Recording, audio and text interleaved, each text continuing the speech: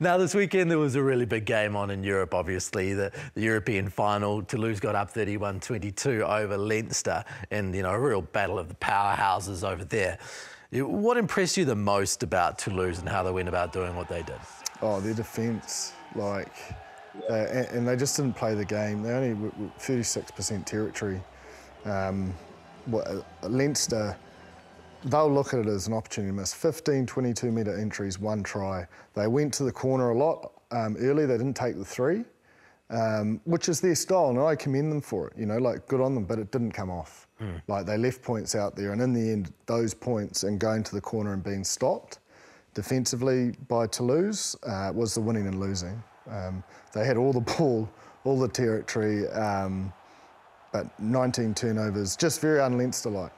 They're normally very clinical, and when they go to the corner, 9 times out of 10, they come away with points. They're almost our Crusaders version as sort of a rule of thumb around those 22-metre entries. So you've got to think 15 times they're in there, one try. Yep. That's the winning and losing for me, that defence of Toulouse. Superb. Did you see the scenes today? I'd say there'd be 150,000 people in the square, just absolutely going ballistic. That's some serious passion. I got sent it on Instagram by someone who watches the pod, and I saw it this morning. I was like, my gosh, that's fan engagement if you ever want to see it. Yeah, I saw the scenes, and obviously know a couple of guys that have played in it and just seen what it means to them. It's a lot, but yeah, I definitely think it was to come back, Jip, to Leinster. I definitely think it got away from them. I think you talk about defense wins championships, and I was hoping probably that Toulouse people are probably not thinking that making that much tackles would be good for them, but that's what they had to do to be able to get the job done. And they had 24 points off kicks as well. They all disciplined. Both teams had a high penalty area, 15-16, respectively for both teams. But any time you can have 24 points in a final with GUINNESS or who was the 15 Kinghorn, being able to score points like that with the amount of opportunities that they had in the 22 area and not being able to score points. Definitely one that got away, but credit to Toulouse, they were able to do it in the final situations. Obviously James Lowe got sent off during that period, but they still got the job done through penalties and been able to win the game in close quarters in a really competitive game against two great teams. What do you see as the difference between the style of footy being played in that final and the style of footy we're seeing down here in Super Rugby? Yeah, I think probably it's actually not too different. If you look at Leinster, I believe that's probably the style we look to play as well, to go to the corner. Use the Chiefs as an example on the weekend, went to the corner, didn't come off. And from that penalty, Hurricanes grew momentum.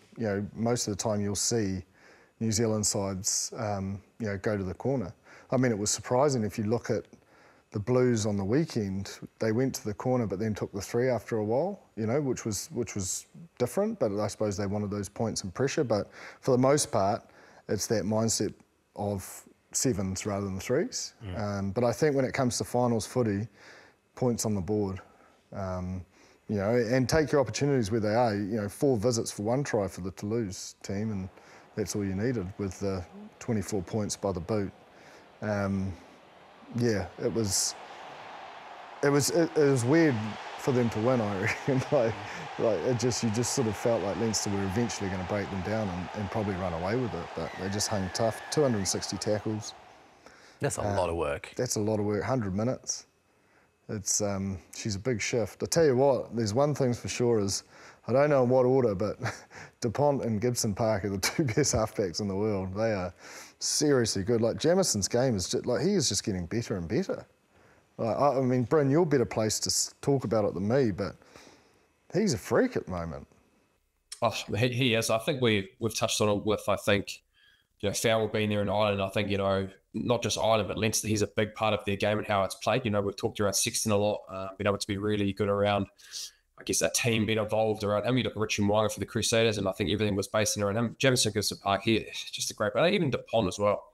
2 guys that are different in a lot of ways, but it's a great way if you're a young player, being able to see how you can play at 2 different styles of nines. And I think there are things that they do similar, but in all, I think they're pretty different. But Jamison, his decision making around, talked around a lot, his understanding of where to go with the ball, whether it's a bridge pass, if it's an attacking kick, being able to have a little snipe because he's seen someone that's overfolded. So he's been doing that for a long time. And then DuPont, the one thing that I find about Tom, there's just so many highlights that you can have with him. He didn't, there's one example that I had. I think they made Sheehan made a big line break jip of the hooker. Was it Sheehan, the hooker? Yeah. Made that big line break. Obviously, got the ball stripped from him, but he comes all the way back. Sheehan almost scores the try, and then he gets the steal just 5 meters from the line, you know? So, like, there's so many things that the Ponk can do very, very well defensively, attack, kicking.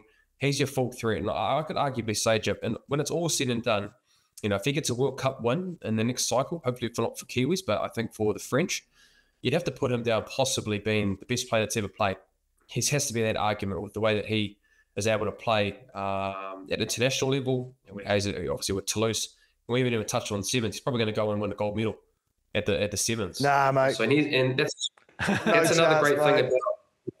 There's another great thing about the Pont is that he hasn't even been in there full time this year with Toulouse. He's been playing sevens. He's had the opportunity to go play a couple of seven circuit games. So look, two phenomenal players, and I think the Pont got the win, and obviously that's one up on Jamison, but Jamison is there or thereabouts with him and DuPont. I think they're arguably two of the best nines in the world, and actually not just the best nines, but the best players in the world, I believe, in that part of the world. It's pretty incredible. And Jamison, his defence to stop DuPont scoring, they were right there with each other. Incredible plays on both sides. Yeah, and you just, it just shows, I think it shows to all young players out there, like Jamison couldn't get a crack here in New Zealand. Look at his career. Hadley Parkes is the same, Gareth Anscombe, as one door shuts, keeping that positive mindset and, about, having the ability to see opportunities and take opportunities, and that's what Jamison's done, and then some. He is, I'm just really proud of him, because it could have been easy for him to give up. Do you think that the Blues, Canes, Brumbies, Chiefs on neutral ground could beat Toulouse or Leinster?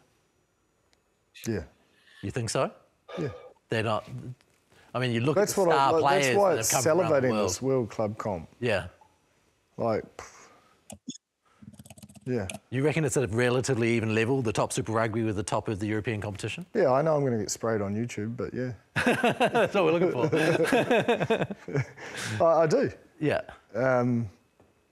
If I didn't think that, then the All Blacks wouldn't win Test matches. The proof's there, but I understand,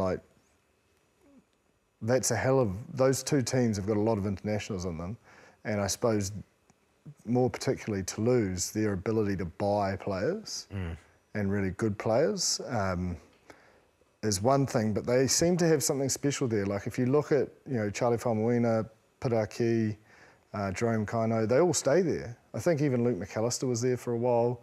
It does seem like a special environment, family-wise, and, making players want to really turn up for that jersey. There is something special about Toulouse, and I think it's their third or fourth over the last 5 or 6 years. So there is the element of they've got the best players and they have the money to do so, but you've still got to create the environment for all individual players to come together and feed the collective.